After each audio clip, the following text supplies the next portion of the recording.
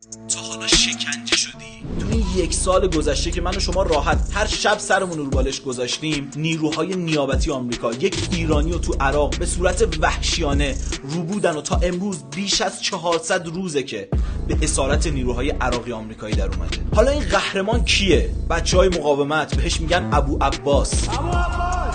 ابو عباس يلا يا وحيد ابو عباس هلا ما یه جوون 37 ساله به اسم محمد رضا نوری، متولد تهران. نیروهای نیابتی آمریکا یه شهروند ایرانی رو بودن، اونم نه یه آدم معمولی، کسی که تا آخرین نفسای داعش لباس رزمشو در نیاورد و در تمام طول عمر نحس داعش شونه به شونه مدافعان حرم و حاجیمون مقابل این حیوان صفتا جنگید و تو همین مدت 5 بار به شدت مجروح شد. بعد از این جراحات سنگین و جانبازی که تو راه دفاع از حرم داشت، بازم دلش نیومد میدونو بخواد خالی کنه.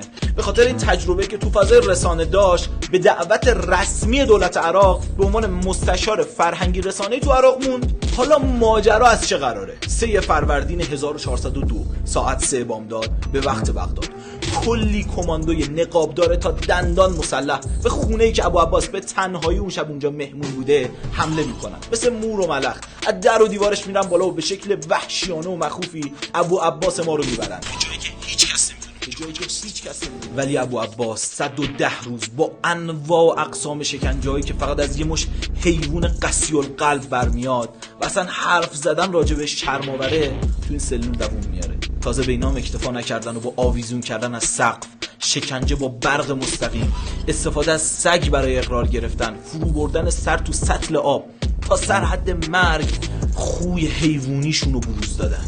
نتیجه بخشی از این جنایات شد 3 دنده شکسته و ریه آسیب دیده و نابینایی چشم راست و کاهش شدید شنوایی گوش راست که آخرش هم نتونستن ازش اعتراف دروغ رو بگیرن.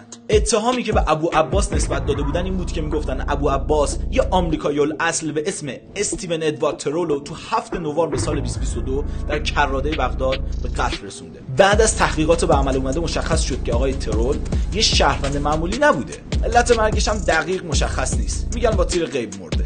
ولی ابو عباس اتهامی که بهش زدن رو کاملا رد کرده و زیر این بار نرفته. در نهایت برای ابو عباس کلاً 2 جلسه دادگاه برگزار میشه.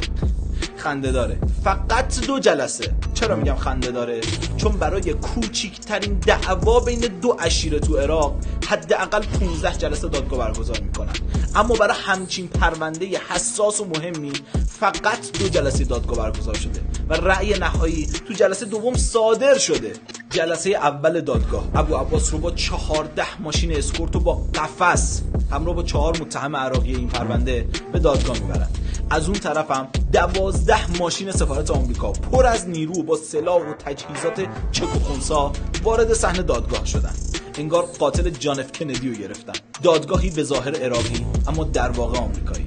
ابو عباس تو شرایطی تو دادگاه حاضر میشه که هیچ کس، حتی یه وکیل یا یه نفر از سفارت یا حتی یه نفر از اعضای خانواده‌اش، نه تنها تو دادگاه حضور نداشته بلکه هیچ خبری هم ازش نداشتن. با اینکه ابو عباس چندین بار درخواست تلفن برای اطلاع دادن به سفارت کرده بود اما هیچ توجهی به درخواستش نشد.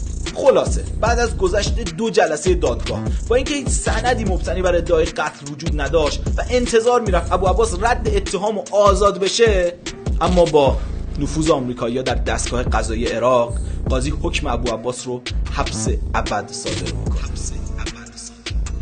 اتفاق عجیب و جالب بعد از این رأی دادگاه این بود که وزارت خارجه آمریکا به صورت رسمی با ارسال نامه‌ای از تیم دادگاه عراق بابت این حکم تقدیر کردند. تا امروز که من دارم باهاتون صحبت میکنم بیش از 400 روزه که از اسارت ابو عباس میگذره، در حالی که به خاطر تحمل انواع شکنجه هایی که بالا براتون گفتم به عوارض سختی دچار شده که باید سریعا تحت عمل جراحی و رسیدگی های درمانیش قرار بگیره. ولی متاسفانه دولت عراق تحت فشار آمریکایی‌ها در انتقال او به ایران تعلل میکنه. حرف دل خانواده ابو عباس، دوستان و همرزماش اینه که آقای جمهوری اسلامی دم شما گرم که تا این لحظه پشت این قهرمان خالی نکردید. ازتون ممنونیم، قدردانی هم میکنیم، اما خواهش داریم جهت تعجیل در انتقال ابو عباس به ایران که خواسته قانونی و مشروعی هم هست، نهایت تلاشتون بکنید. راستی جالبه بدونین آخرین حرفش به خانواده‌اش این بود که به رهبر عزیزم بگید شما تنها نمیمونی آقا جون. ما پای شما تو این شرایط که هیچ، تو 100 برابر بدتر از این شرایط هم وایستادیم و وای میستیم. آقای ابو عباس، رفیق قدیمی، ما از حاجی یاد گرفتیم رفیق باز باشیم. مشتی امام حسینی ها هیچ وقت پشت همو خالی نمیکنن. تنهاد نمیذاریم داداش. به قول خودت یا ام البنین انشالله آزادیت. لحظاتیه که شهر الخلصه میبینید آزاد شده. الحمدلله رب العالمین. مدد خانم حضرت ام البنین، برکت خون شهدا.